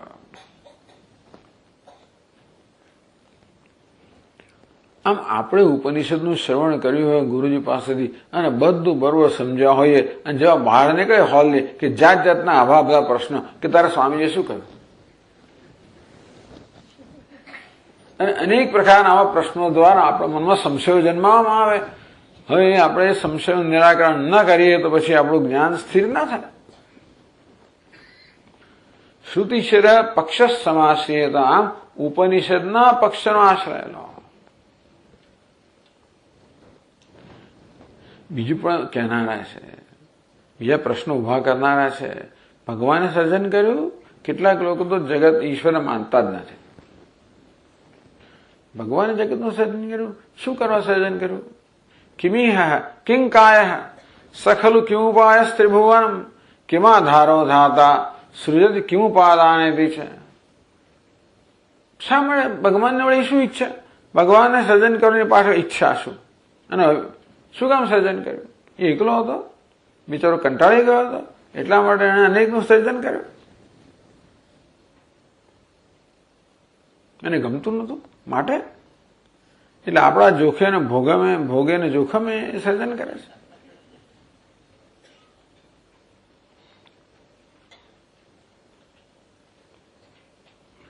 અને સર્જન કરવા માટે એની પાસે શરીર તો હતું નહીં ત્યારે કયા હાથ પગથી એણે સર્જન કર્યું, કયા વાળામાં બેસીને આ બધું ઘડ્યું, એની પાસે કયો ચાકડો હતો, આ બધા સૂરજ ને ચંદ્ર બધા એને કયા ચાકડા પર ઘડ્યા, એને બધા કયા સાધનો હતા, વગેરે વગેરે. હવે અનેક પ્રશ્નો કરે.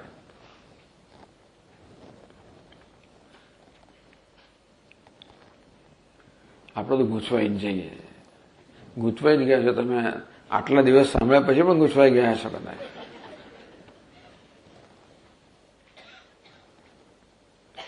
શ્રુતિશરઃ પક્ષ સમાશ્રિયતામ.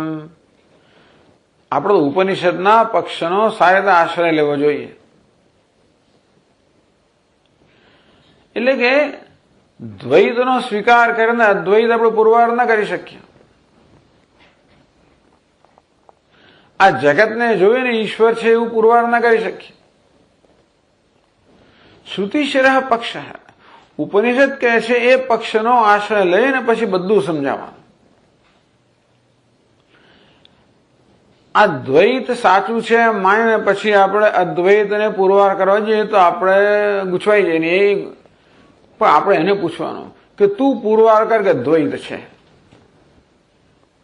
અમે તો કહે છે કે એક અદ્વિતીય તત્વ છે. તું મને કહે કે ભાઈ દ્વૈત ક્યાં છે? આ રહ્યું ક્યાં છે?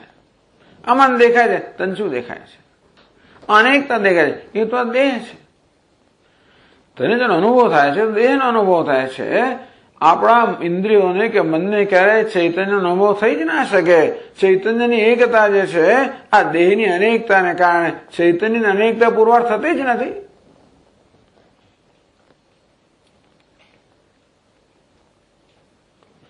એટલે આત્મા અનેક છે એવું કોઈ પુરવાર ન કરી શકે. કે આ જગત ખરાબ છે એવું કોઈ પુરવાર ન કરી શકે. હા, પણ સ્વામીજી તમે કહો છો કે ભગવાન બધાનો આત્મા છે, ભગવાન આવું શું કામ કરતો હશે? ભગવાન ચોરને કેમ નહીં રોકતો હોય? ભગવાન આમ કેમ નહીં કરતો હોય? એટલે તું નાટક જોવા જાય છે એમાં તું રોકે જ ખરો કોઈને? ત્યાં પેલું ચોરી કરે તું રોકે છે? ત્યાં આગ લાગે તો લાઈવ અમ્માને બોલાવે છે? આખી નાટક છે. એવું છે ને, અમે શું કહ્યું કે સર્જન કરનારા ભગવાન છે અને સર્જનના રૂપમાં એ ભગવાન છે. તત્સૃષ્ટવા તદેવાનો પ્રાવિશદ. આ બધા નામ રૂપનું સર્જન કરીને એને જ બધામાં પ્રવેશ કરો, એને બધા નામ ધારણ કર્યા, એ જ બધો વ્યવહાર કરી રહ્યો છે. ચોરી કરનાર પણ એ છે, જેનું ચોરાય છે એ પણ એ જ છે. પછી ક્યાં કોઈ પ્રશ્ન રહ્યો?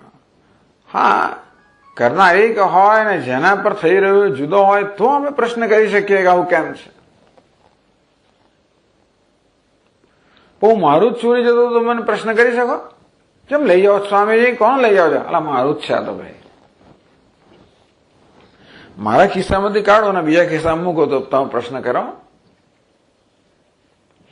હું પેલા ખિસ્સામાંથી કાઢે અહીં મૂકું તો કે આમ કેમ કરે? પણ એ તો ભગવાન એક ભગવાન જ છે. જેનું લઈ લેવામાં એ ભગવાન છે, જે લે છે એ ભગવાન છે, જે મૂકવામાં એ ભગવાન જ છે. તો મારા ખિસ્સામાંથી કાઢીને બીજા ખિસ્સામાં મૂકું એ શું છે? એ તો માત્ર ખેલ છે, રમત છે, બીજું શું છે? હું પોતે જ મારા માથા પર ટપલી મારું. હવે એમાં શું છે? હું તમારા માથા પર ટપલીમાં તો પ્રશ્ન કરો કે આમ કેમ કરો? હું મારા માથા પર ટપલી મારું તો હું તમને શું? એમાં પ્રશ્ન ક્યાં રહ્યો? રમત કરો. સ્વામી રમત કરે છે, આવું લાગે, એવું ટેવ પડી ગઈ છે. ઈશ્વરમ ખલુ ઇદમ બ્રહ્મ, ઈશ્વર જ છે, એ જ બધું છે. ત્વમ સ્ત્રી ત્વમ પુમાનસી ત્વમ કુમાર ઉતવા કુમારી. તું સ્ત્રી છે, તું પુરુષ છે, તું યુવાન છે, તું યુવતી છે, તું જ વૃદ્ધ છે, તું જ બધું છે.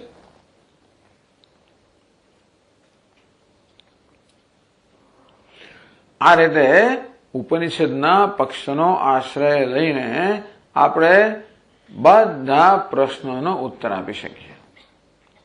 અર્થાત બધા ચિંતકોના વિચારમાં જે દોષ રહેલા છે એ દોષ આપણે સ્પષ્ટ જોઈ શકીએ કે આ દોષ કેમ જન્મ્યા, કેવી રીતે આ પ્રત્યક્ષને સત્ય માનવાને કારણે એ લોકો આ નિર્ણય પર આવેલા છે. પણ ઉપનિષદ જે આપણે કહે છે એ કોઈ પ્રત્યક્ષને કારણે જન્મ્યું નથી. ઉપનિષદની સર્વગ્રાહી દ્રષ્ટિ છે એ આપણે સત્ય કહે છે. ઉપનિષદ જે કહે છે એ પ્રત્યક્ષનો વિરોધ કરતો નથી. ઉપનિષદ જે કહે છે એ દ્વારા તો આપણે બધા અનુભવ સમજાવી શકાય. પણ અનેકતા છે એનું શું? એ અનેકતા વાસ્તવિક નથી. ઉપનિષદ દૃષ્ટાંત આપે છે કે જેવી રીતે સારી રીતે પ્રજ્વલિત થયેલા અગ્નિમાંથી અનેક તણખા ઝરતા હોય, એ તણખા એકબીજા કરતા જુદા દેખાય પણ જુદા છે નહીં. દરેક તણખો અગ્નિ જ છે. તેથી તણખાનું સ્વરૂપ અને અગ્નિનું સ્વરૂપ જુદા નથી. અંતે રીતે પ્રત્યેક વ્યક્તિ ચૈતન્ય જ છે. આ પ્રકારે ઉપનિષદના પક્ષનો આશ્રય લેવાથી બાકીના બધા પક્ષોમાં રહેલા દોષ આપણે જોઈ શકશું. દુસ્તર્કાત સુવિરમ્યતામ, દુસ્તર્કથી તમે દૂર રહો.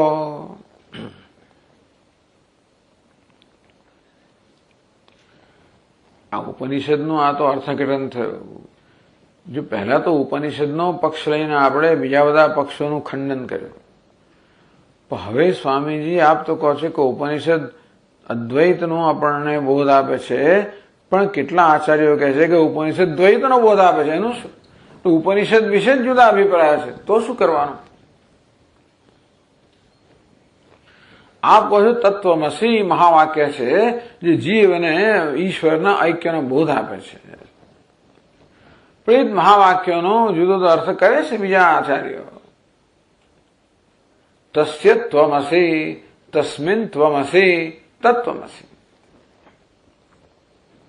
આ તત્વમસી કે તત્વમ એ શબ્દને એક સમાસ તરીકે ગણીને કોઈ ષષ્ઠી તત્પુરુષ, કોઈ સપ્તમી તત્પુરુષ એમ તસ્ય ત્વમસી, તું તેનો છે, તસ્મિન ત્વમસી, તું તેમાં છે, તું તેનો છે, તું તેનો દાસ છે, તું તેમાં છે, તું તેનો અંશ છે. એવા જાત જાતના અર્થઘટન કરે છે. આ રીતે તો આ ઉપનિષદનું અર્થઘટન બીજા બધા આચાર્યો દ્વૈત પરક કરે છે. એનું શું? દુસ્તર્કાત સુવિરમ્યતા, એ દુસ્તર્કનો આશ્રય લઈને ઉપનિષદના વાક્યોનું દ્વૈત પરત અર્થઘટન કરે છે. કે ઈશ્વર મારા કરતા જુદો છે એમાં નવું શું છે? તો મને મારા અનુભવનો વિષય છે ને. ઉપનિષદને પ્રમાણ ક્યારે કહી શકીએ? એ કોઈ એક અપૂર્વ વસ્તુ આપણી સમક્ષ પ્રગટ કરતો હોય ત્યારે. હું જે જાણું છું એની જ વસ્તુ ઉપનિષદ કહેતો હોય તો ઉપનિષદની અપૂર્વતા ક્યાં આવી? પરંતુ હું માનું છું કે ઈશ્વર જુદો છે, કારણ કે ઈશ્વર વિશે મારો ખ્યાલ છે. પણ નહીં, ઈશ્વર કોઈ આકાર વિશેષ નથી. ઈશ્વર કોઈ વિશેષતામાં કોઈ મર્યાદિત નથી. ઈશ્વર નિર્વિશેષ છે. એ સર્વને આવરી લેનાર છે. ઈશ્વર કે આકાર વિકારમાં વિશેષ હોય તો એ બધાને આવરી ન લે. એ સર્વવ્યાપક ના હોઈ શકે. સર્વવ્યાપક હોવા માટે ઈશ્વર નિરાકાર નિર્વિકાર જ હોવું જોઈએ. આ રીતે દુસ્તર્કથી તમે દૂર રહો.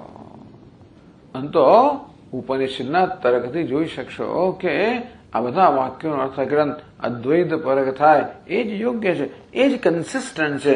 એમાં જ વાસ્તવમાં સમન્વય. તો બ્રહ્મસૂત્ર પણ સમન્વય કરે છે કે કેવી રીતે બધા જ ઉપનિષદો બ્રહ્મનો જ બોધ આપે છે, અદ્વૈતનો બોધ આપે છે.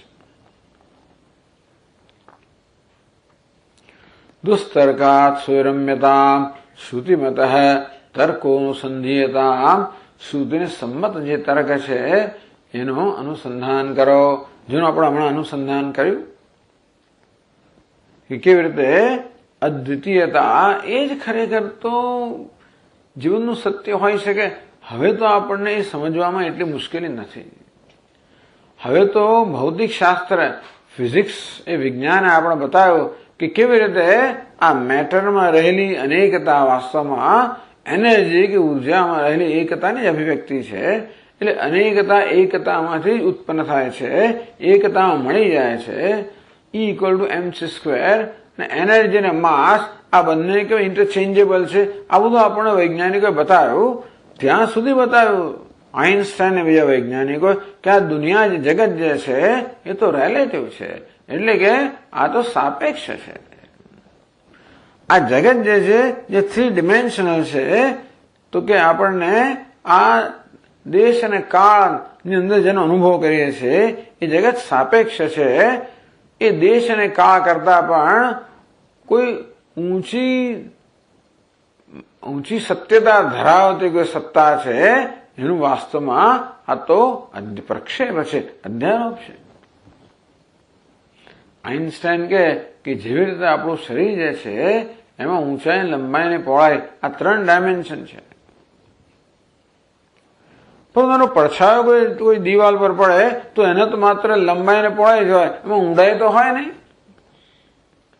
એવી કલ્પના કરો કે ભગવાન આપણે એવી આંખો આપી છે કે આપણે ઊંડાઈ જોઈ જ ના શકીએ, માત્ર લંબાઈ પહોળાઈ જોઈ શકીએ. તો આપણે આ શરીરને કેમ જોતા હોત? માત્ર લંબાઈ પહોળાઈ જ જોતા હોત તો આપણે એમ કે એ જ જગત છે. એટલે કે આપણો સત્ય વિશેનો નિર્ણય તો આપણા પોતાની જોવાની, સમજવાની મર્યાદામાં જન્મેલો છે. અને તેથી એ રીતે આપણે સત્યને મર્યાદિત કરીએ યોગ્ય નથી.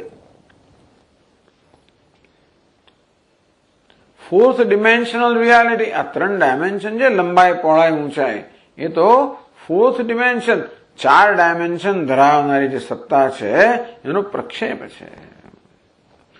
એનો સુપર ઇમ્પોઝિશન શબ્દનો પ્રયોગ કર્યો, જેનો પ્રયોગ વેદાંત કરે છે. એટલે આ બધું તો વૈજ્ઞાનિકો જાણે છે, હવે સમજાવે પણ છે આપણને.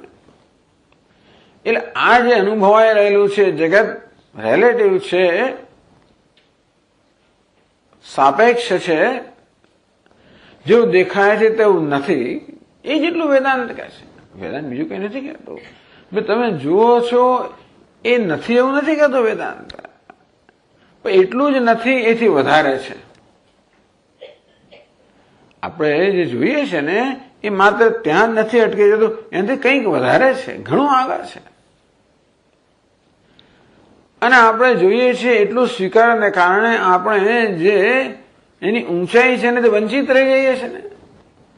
દુનિયામાં જે ઊંચાઈ છે એ આપણે ન જાણીએ કે ન સ્વીકારીએ તો એના લાભથી વંચિત રહીએ, ન એટલા ન રહીએ. માટે વેદાંત કહે છે કે આ બધું બ્રહ્મ છે. એ જયારે ઊંચાઈ જુઓ, એ બ્રહ્મ તમારાથી જુદું નથી, તો આત્મા જે છે એ ઐક્ય પણ જુઓ. શ્રુતિશર પક્ષ શ્રુતિમતસ્તર્કોનુસંધીયતા, શ્રુતિને સંમત તર્ક છે એનું અનુસંધાન કરો. આ દ્વૈત છે એ જાહેર કરવામાં શ્રુતિને શું રસ હોય? એમાં શ્રુતિ નવું શું કરી રહી છે? તું જુદો ને ઈશ્વર જુદો ને જગત જુદો તો અમે કોઈના કહેવા વગર આપણે જાણીએ જ છે ને, એમાં કોઈ કહેવાની છે જરૂર છે? આ દેહ તું છે તો કોઈના કહેવા વગર હું જાણું જ છું, એને માટે શાસ્ત્રની જરૂર છે? આ જગત મારા કરતા જુદું છે પણ એમને કોઈના કહેવા વગર જાણે, મને શાસ્ત્રની શું જરૂર? જે અમારા સ્વામીજી કહે કે જો ભાઈ આ સોનું છે, આ ચાંદી છે, આ રૂપું છે, આ લોઢું છે, આ તાંબુ છે, આ બધા એકબીજા કરતા જુદા ને? જુદા ખરા કે નહીં? સોનું જુદું, ચાંદી, રૂપું, લોઢું બધું જુદું, આંખે દેખાય છે ને. તો ભૌતિક શાસ્ત્ર જયારે એમ કે આ સોનું જુદું, ચાંદી જુદું, તો એમાં નવું શું કરે? ભૌતિક શાસ્ત્ર એમ જયારે કે સોનું, ચાંદી, રૂપું, લોઢું જે જુદા દેખાય છે એક સ્તરે જુદા છે પણ એક સ્તરે એક જ છે, ત્યારે એની વિશેષતા ને. શાસ્ત્રની વિશેષતા શેમાં છે? આપણે જે જોઈએ કે અનુભવીએ એના કરતા બીજું કંઈક જયારે આપણું બીજું ડાયમેન્શન, એનામાં જે બીજી ઊંચાઈ રહેલી છે એના દર્શન કરાવે, ત્યાં એની વિશેષતા છે. તો આપણે તો જોઈએ જ છે આ દ્વૈતપૂર્ણ, ભેદભાવપૂર્ણ જગત. એ ભેદભાવ આપણે સ્વીકારી શકતા હોત તોય વાંધો નથી. ભાઈ ઈશ્વર મારા કરતા અલગ છે એવું સ્વીકારવા અને સ્વીકારી શકતો હોત તોય વાંધો નથી, પણ ખરેખર આપણું હૃદય સ્વીકારતું નથી. જગત સાથેની જુદાઈ આપણે સાલે છે, ભેદમાં આપણે બહુ સાલે છે, એમાંથી બહુ દુઃખ જન્મે છે. અને મોટા મહાન બધા ભક્તો હોય મીરાબાઈ જેવા, એ શ્રી કૃષ્ણ સાથેની જુદાઈ સાંખી સ્વીકારી શકતા નથી. ઈચ્છે કે હું એક જ બની જાઉં, એ જે ભેદભાવ સ્વીકારી શકાતો નથી. એટલે ભક્તમાં ભગવાન તો એક જ થવા માંગે છે. એટલે રમણમાં છે કે ઈશ દર્શનમ સ્વાત્મ રૂપતઃ, ઈશ્વરનું દર્શન પોતાના આત્મરૂપે થવું જોઈએ. એટલે કે વેદાંતનું જે દર્શન છે કેવું દર્શન છે? આપણા હૃદયને શીતળતા આપનારું છે. તુલસીદાસજી મહારાજ આ શબ્દનો પ્રયોગ વારંવાર કરે કે છાતી શીતળ ભઈ, છાતી શીતળ થઈ, બધો સંતાપ દૂર થયો. બધો સંતાપ ક્યારે દૂર થાય? અદ્વૈતમાં જ બધો સંતાપ દૂર થાય. જ્યાં સુધી કશી વસ્તુ મારા કરતા જુદી છે ત્યાં સુધી કઈ પ્રકારનો અજંપો રહેવાનો જ. જ્યાં સુધી દ્વૈત્યાદ ભયમ ભવતી, જ્યાં દ્વૈત છે, ભેદભાવ છે, ત્યાં અજંપો, ત્યાં સંશય, ભય રહેવાનો જ. એ ભેદભાવ જે દૂર થાય ત્યારે જ નિર્ભયતા, ત્યારે નિસંશય પ્રગટ થાય. એટલે આપણું હૃદય શું ઈચ્છે છે એ પણ આપણે જો આપણે વિચારીએ તો જણાશે કે આપણને ખરેખર તો અદ્વૈતમાં જ રસ છે. એ જ આપણને ઈચ્છનીય છે, એ જ આપણે શોધીએ છીએ, એ જ આપણે ઈચ્છીએ છીએ. અને એટલા જ માટે શાસ્ત્ર જે કહે છે એ મહત્વનું બને છે. શ્રુતિમત તર્કો અનુસંધીયતા, શ્રુતિને સંમત હોય એ તર્કોનું અનુસંધાન કરો. આ બધા આ બે પંક્તિમાં મનનની વાત કરવામાં આવી.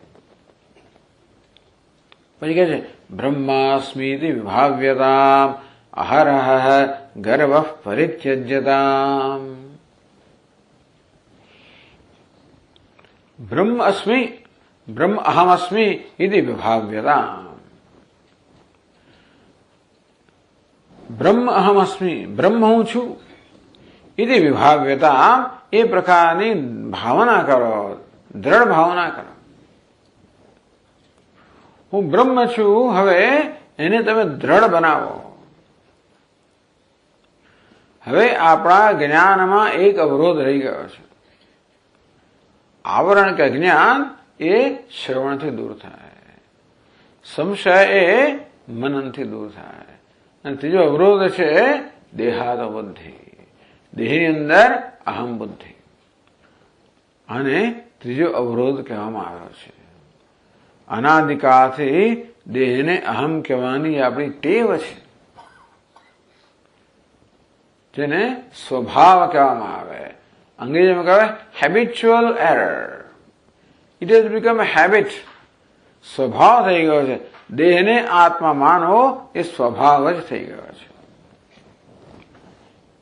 કઠોપનિષદના ભાષ્યમાં શંકરાચાર્ય મહારાજ કહે કે જો તો ખરા માયાની ગહનતા તો જુઓ, આ માયાનો પ્રભાવ તો જુઓ. ક્યાં માણસને અનેક વાર કહીએ કે તું બ્રહ્મ છે તો એ સ્વીકારતો નથી, અને કોઈને કયા વગર હું આનો દીકરો છું, આનો પૌત્ર છું, ફલાણો છું, એ સ્વીકારેલા છે. જો માયાનો પ્રભાવ તો જો. આ માયાના પ્રભાવને કારણે આ દેહમાં અહમ બુદ્ધિ આપણે અનાદિકાળથી છે. જાણે કે જો કે મોટા ભાગે તો દેહાત્મ બુદ્ધિ જતી રહી છે. અંતઃકરણ શુદ્ધિ જેમ જેમ રાગદ્વેષ જતા જાય તેમ તેમ દેહની અંદર તીવ્ર અહમભાવ જતો ગયો છે, મોટા ભાગે જતો રહ્યો છે. એ સિવાય તો કઈ જ્ઞાન જન્મવાનું નથી. દેહમાં તીવ્ર અહમ બુદ્ધિ હોય તો જ્ઞાન જન્મવાનું નથી.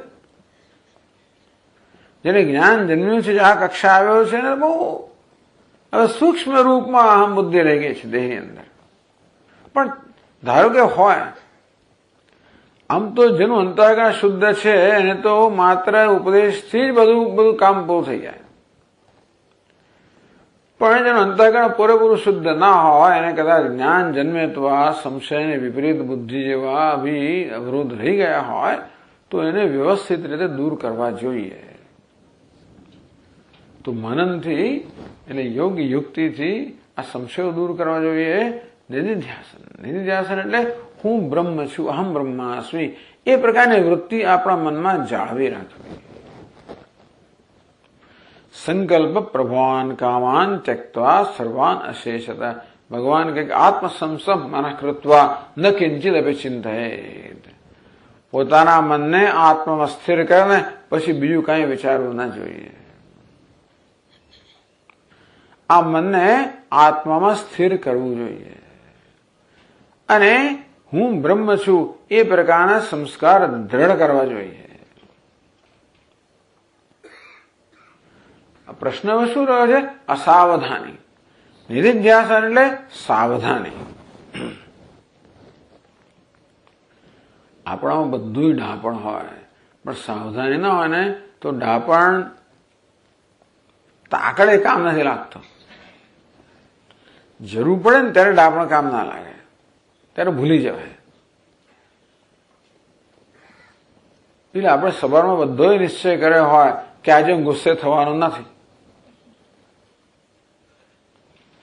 કોઈક આપણે ઉશ્કેરે ત્યારે એવો ઉશ્કેરે છે પછી તો ગુસ્સે થઈ જાય આપણે ટેવ પ્રમાણે. પછી યાદ આવે કે અરે રે મેં તો આજે વિચાર આજે નિશ્ચય કર્યો તો ગુસ્સે નહીં થતો. આમ આપણે ઘણી વાર આવી જાતના નિર્ણયો લેતા હોઈએ છીએ ને આપણી ભાવના બહુ સારી હોય છે,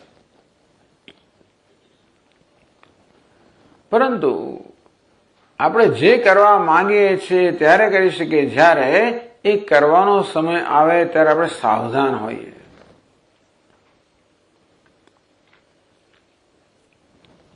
જો સાવધાન ન હોઈએ તો આપણો સ્વભાવ વળી પાછો આપણું નિયંત્રણ કરતો હોય છે, આપણી પાસે કરાવતો હોય. હેબિચ્યુઅલ એક સ્વાભાવિક વર્તન કરાવે. પેલા ભિખારી આખી જિંદગી સુધી ભીખ માંગે છે, 50 વર્ષ ભીખ માંગી હોય એટલે એના મનમાં ખ્યાલ તો દ્રઢ થઈ ગયો છે, હું ભિખારી છું, હું ભિખારી છું, હું ભિખારી છું.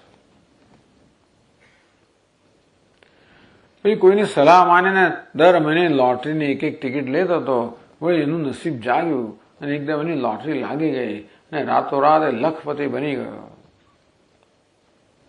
હવે તો નવું મકાન આવી ગયું, નવી મોટરગાડી આવી ગઈ, ડ્રાઈવ શોફર આવી ગયો.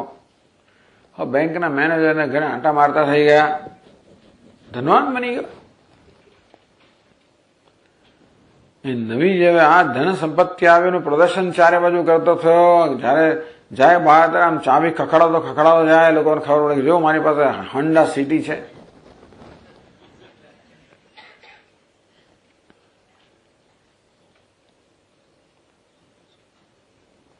આવી રીતે આ નવો ધનવાન બનેલો. આજે ગુડી પડવા આવ્યો એને યાદ આવ્યું કે મહાલક્ષ્મી દેવીના છે, કારણ કે ભીખ તો ત્યાં જ માગતો હતો બેસે વર્ષો સુધી. મારે માતાજી પાસે જવું જોઈએ, માતાજીના દર્શન કરવા જોઈએ અને એમનો આભાર માનવો જોઈએ અને એમની કૃપાની પ્રાર્થના કરવી જોઈએ. એટલે પછી દર્શન કરવા મળે તો લાંબી લાઈનો તો બધી હોય, છતાંય ગાડી લઈને ગયા અને બહાર ઊભી રાખીને પછી લાઈનમાં ઉભા રહીને દર્શન કર્યા માતાજીના. બહાર નીકળતા હતા ત્યારે શું થયું એને ખબર નહીં પડી, પણ ત્યાં આજે તો શુભ દિવસ છે ને એટલે ત્યાં આગળ કોઈક હશે દેવીનો ભક્ત, માતાજીનો ભક્ત, એ મોટા બધા કરંડિયા લઈ આવેલો, ખળી લાડુના મોટા અને ત્યાં આગળ વહેંચતો હશે બધા ભિખારીઓને. કઈ ઘડીએ ભિખારીના ટોળામાં ઘૂસી ગયો, કઈ ઘડીએ હાથ ઊંચા કર્યા, કઈ ઘડીએ એને પેલું લઈ લીધો, એકને પેલે 2 લઈ લીધા. કઈ એની જૂની ટેવ ખરી ને.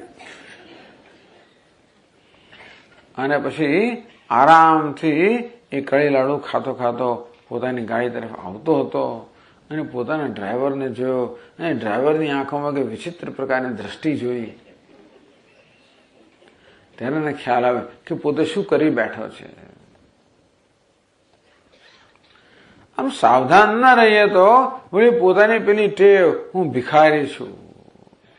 50 વર્ષ સુધી એ પ્રકારની એક વૃત્તિ જયારે સેવી હોય ત્યારે હું ધનવાન છું, હજી એનામાં જ્ઞાન સ્થિર થયું નથી.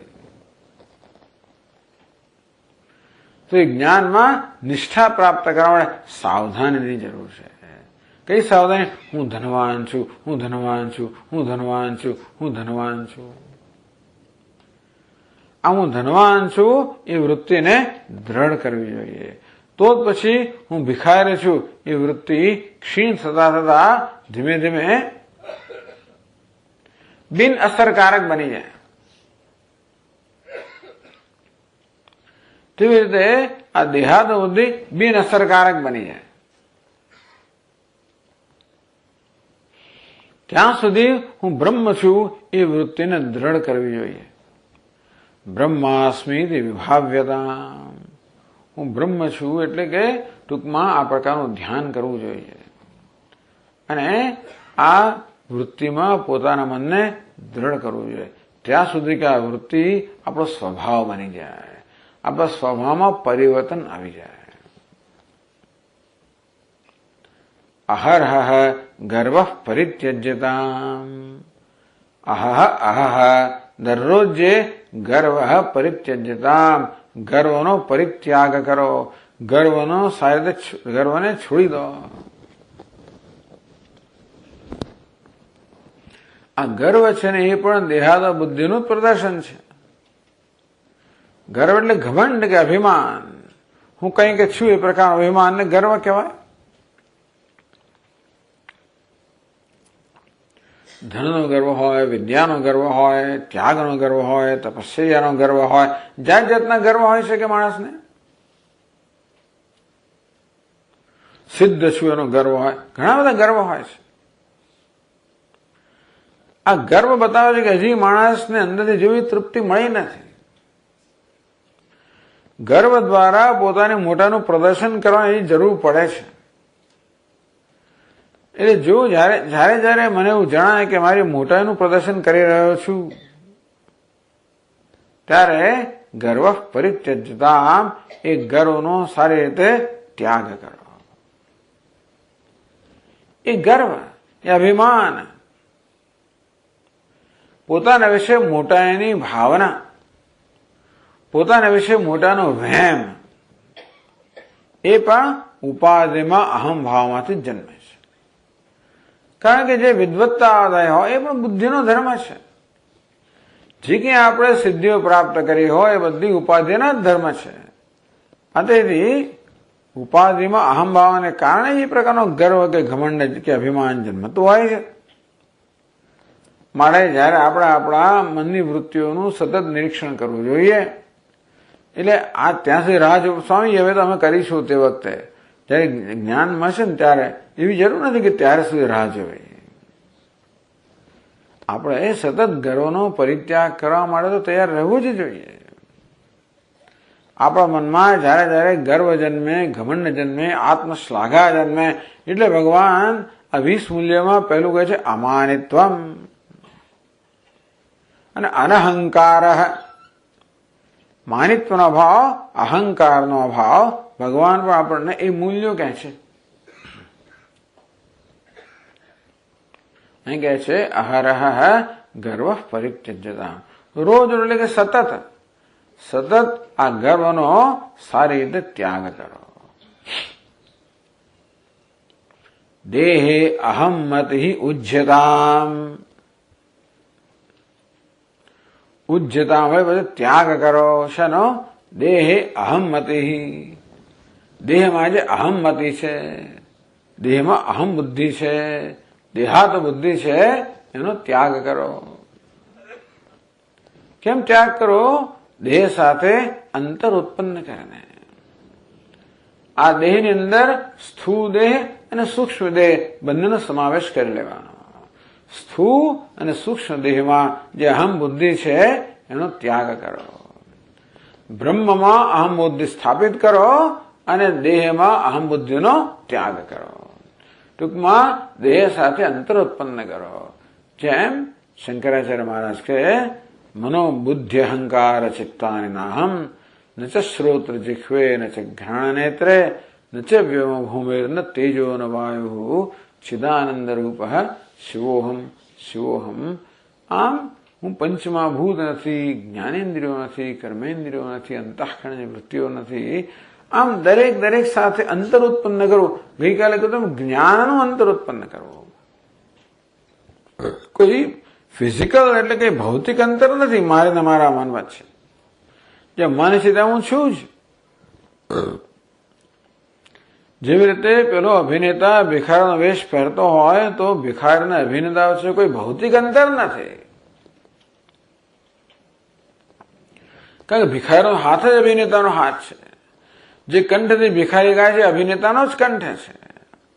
પણ કયા પ્રકારનું અંતર ઉત્પન્ન કરવાનું? જ્ઞાનનું અંતર, કે હું અભિનેતા છું, હું તો ધર્માન છું. આ ભિખારી તો સત્ય મિથ્યા છે, હું સત્ય છું. એ વેશ છે, આ દેહ તો વેશ છે. વાસાંસી જીર્ણાની યથા વિહાય. તો વાસ એટલે કે આ આપણા વસ્ત્રો સમાન છે. એટલે સ્થૂળ દેહમાં અને સૂક્ષ્મ દેહમાં જે અહમ બુદ્ધિ છે એનો સાવધાનીપૂર્વક ત્યાગ કરો. બુદ્ધજનૈ વાદ પરિત્યજ્યતામ. બુદ્ધજનૈ જ્ઞાની પુરુષો સાથે, વિદ્વાન પુરુષો સાથે વાદનો ત્યાગ કરો. ભાઈ બીજા જ્ઞાનીઓ સાથે, વિદ્વાનો સાથે વાદ ના કરશો, વિવાદ ના કરશો. વિવાદનો ત્યાગ કરો. વિવાદ એટલે કે પોતાની જાતને પુરવાર કરવાની વૃત્તિનો ત્યાગ કરો. ભલે બીજા સાથે તમે સંવાદ કરો, બીજા સાથે ચર્ચા જરૂર કરો. તમારી સમજની અંદર કંઈક જરા ખામી હોય કે સમજમાં સ્પષ્ટતા કરવી હોય તો જરૂર બીજા સાથે ચર્ચા કરી શકાય. પોતાના જેવા જ જિજ્ઞાસુ હોય, મુમુક્ષુ હોય એમની સાથે જરૂર ચર્ચા કરી શકાય, ના નથી. તો વાદ એટલે અહીંયા વિતંડાનો ત્યાગ કરો, જલ્પનો ત્યાગ કરો. વિતંડા એટલે પોતાના પક્ષને સાચો ઠેરવવો, હું જ સાચો છું, ના વિતંડા. જલ્પ એટલે તું ખોટો છું. આ બે પ્રકારની વસ્તુ છે. હું સાચો છું અથવા તું ખોટો છું. એ બંને પ્રકારના વાદનો ત્યાગ કરો. અને મુક્ત મનથી તમે બીજા મુમુક્ષો સાથે તમારે જો ચર્ચા કરવી તો જરૂર કરો. મુક્ત મનથી, કે ભાઈ આપણે અંતિમ નિર્ણય લીધેલો નથી. આપણી ચર્ચાના અંતે જે નિર્ણય આવશે નિર્ણય સ્વીકારવાની તૈયારી છે.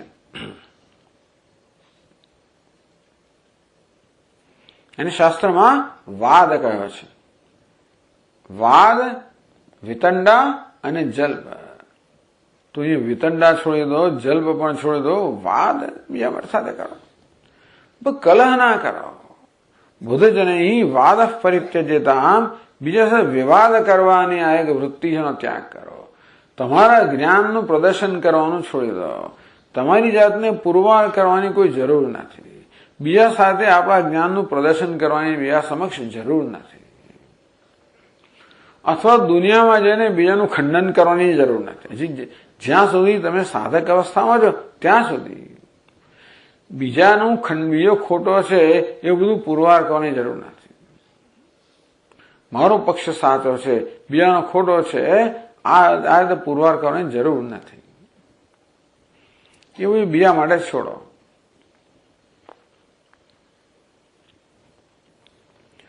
તો બુદ્ધજનૈ બુદ્ધિમાન લોકો સાથે, વિદ્વાનો સાથે વાદ ન કરો તો શું કરવાનું હોય? એમના ચરણ બેસીને શીખવાનું હોય. જ્યાં જ્યાં વિદ્વાન લોકો હોય ત્યાં સત્સંગ કરો. એમની પાસે હંમેશા કઈ ને કઈ શીખવાની કે જાણવાની ભાવના કરો. યે કેચાસ્મત શ્રેયાગુંસો બ્રાહ્મણા તેષામ ત્વયા સનેન પ્રશ્વસિતવ્યમ. તૈત્રીય ઉપનિષદમાં કહ્યું, યે કેચાસ્મત શ્રેયાગુંસો બ્રાહ્મણા, યે કેચસ્મત શ્રેયામ સ બ્રાહ્મણા. ગુરુજી શિષ્યોને વિદાય આપી રહ્યા છે. ત્યાં તૈત્રીય ઉપનિષદમાં વેલિડિક્ટરી એડ્રેસ.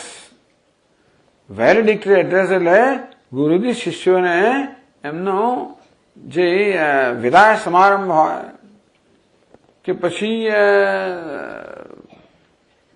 જયારે એમને ડિગ્રી એનાયત કરવામાં આવી રહી હોય તે વખતનું જે પ્રવચન આપવામાં આવે ને એ પ્રવચન આપી રહ્યા છે. ત્યારે સૂચનાઓ કેટલીક આપે છે. સત્યમ વદ ધર્મમ ચર વગેરે. એમાં આ પણ કહે છે, યે કેચસ્મત શ્રેયામ સ બ્રાહ્મણા. હે શિષ્યો, તમે જયારે બહાર જશો, સમાજમાં જશો, ત્યારે અમારા જેવા કે અમારી ચડિયાતા પણ બ્રાહ્મણો કે વિદ્વાનોના સંપર્કમાં તમે આવશો. એટલે ગુરુ એવું અભિમાન ધરાવતા નથી કે દુનિયામાં અમારા સમાન કોઈ છે જ નહીં. તો અમારા જેવા કે અમારી ચડિયાતા પણ બ્રાહ્મણોના વિદ્વાનોના સંપર્કમાં આવશો. તેષામ ત્વયા સનેન પ્રશ્વસિતવ્યમ, જ્યારે એ લોકો સાથે તમારો સંપર્ક થાય ત્યારે આસનેન પ્રશ્વસિતવ્યમ, તમારે એમને આસન આપીને એમનો શ્વાસ એમનો થાક ઉતારવો જોઈએ. ટૂંકમાં એમનો તમે આદર સત્કાર કરો, એમને આસન આપો, એમને બેસાડો, એમનો થાક ઉતારો, એમનો સત્કાર કરો. તેષામ ત્વયા સ્વને ન પ્રશ્વસિતવ્યમ. બીજો અર્થ પણ આપે શંકરાચાર્ય મહારાજ કહે છે કે એમની હાજરીમાં તમારે તો ઊંડો શ્વાસ પણ ના લેવો જોઈએ. એવી શાંતિથી એમની હાજરીમાં બેસવું જોઈએ કે તમારી જાણે કે હાજરી પણ નથી એવી જાતે એવી રીતે બેસવું જોઈએ. અને એ વિદ્વાનો પાસે હંમેશા શીખવા માટે તમારે તત્પર રહેવું જોઈએ. ટૂંકમાં બીજા વિદ્વાનો પાસેથી હંમેશા શીખવા માટે કે જ્ઞાન પ્રાપ્ત કરવા માટેની આપણી તૈયારી હોવી જોઈએ. બુદ્ધજનૈ વાદ પરિત્યજ્યતા. બુદ્ધજનો અર્થાત જે વિદ્વાનો છે, જ્ઞાની પુરુષો છે, એમની તો વાદમાં ન ઉતરશો, પરંતુ એમની પાસે હંમેશા તમે શીખવા માટે તત્પર રહેજો. આ રીતે આ શ્લોકમાં મનન અને નિધિધ્યાસન એના વિશે આપણને કહેવામાં આવ્યું.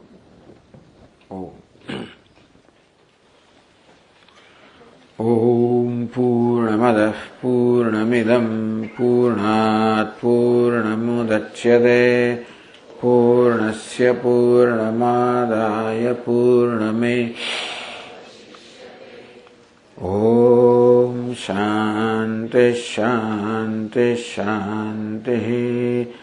શંકરં શંકરાચાર્યં કેશવં બાદરાયણં સૂત્રભાષ્યકૃતૌ વંદે ભગવन्तૌ પુનઃ પુનઃ. ઈશ્વરો ગુરુરાત્મેતિ મૂર્તિભેદવિભાગિને વ્યોમવદ્વ્યાપ્તદેહાય દક્ષિણામૂર્તયે નમઃ. ઓમ શાંતિ શાંતિ શાંતિ. હરિ ઓમ. શ્રી ગુરુભ્યો નમઃ. હરિ ઓમ. ગુરુકૃપા હિ કેવલમ શિષ્ય પરમમંગલમ. ગુરુકૃપા હિ કેવલમ શિષ્ય પરમમંગલમ. ગુરુકૃપા હિ કેવલમ શિષ્ય પરમમંગલમ.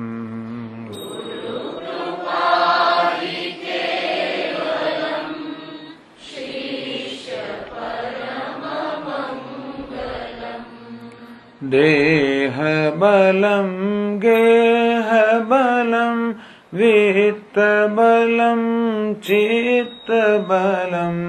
देहबलं गेहबलं वित्तबलं चित्तबलं.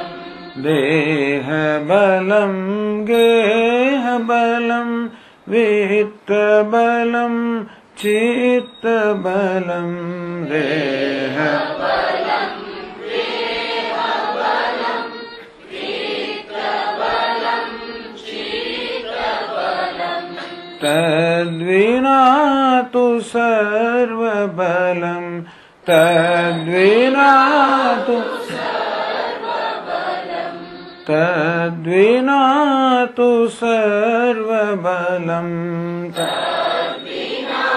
तु सर्वबलं.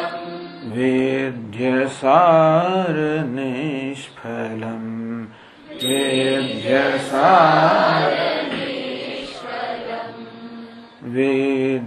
सार निष्फलम्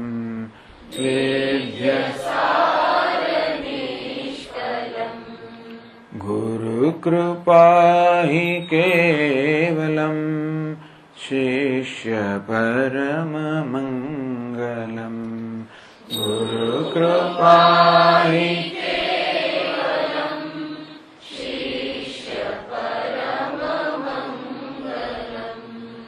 सद्गुरुं च ब्रह्म परं सद्गुरुं च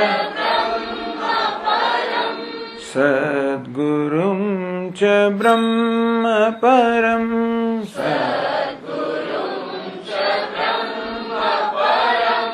व्यक्तमात्र नृतनुधरं व्यक्तमात्र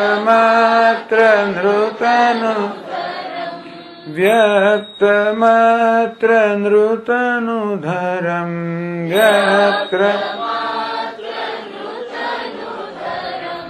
यस्मरेद्धि तस्य वरं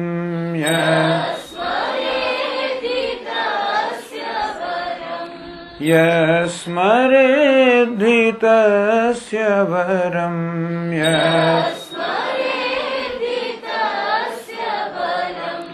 किन्नु स्यात् सुदुष्करं किन्नु स्यात्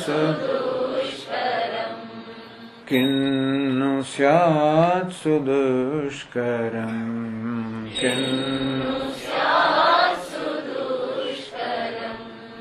गुरुकृपा हि केवलम् शिष्य परममङ्गलम् गुरुकृपा हि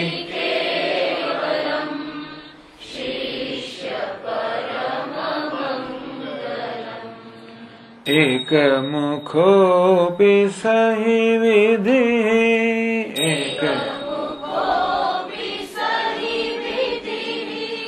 एकमुखोऽपि सहि विधिः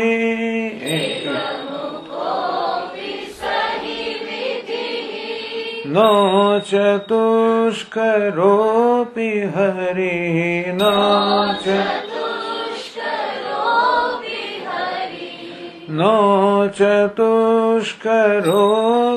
हरिः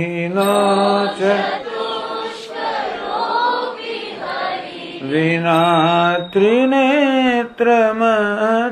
हरो विना त्रिनेत्रमत्र हरो विना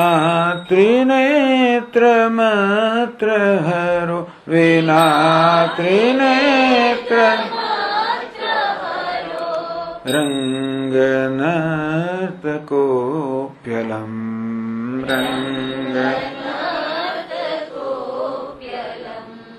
रङ्गनर्तकोऽप्यलम्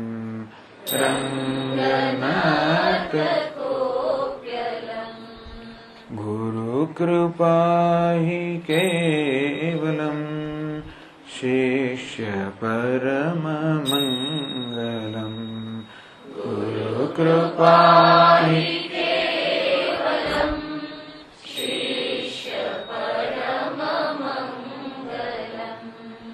शिष्य परममङ्गलम् शिष्य परममङ्गलम्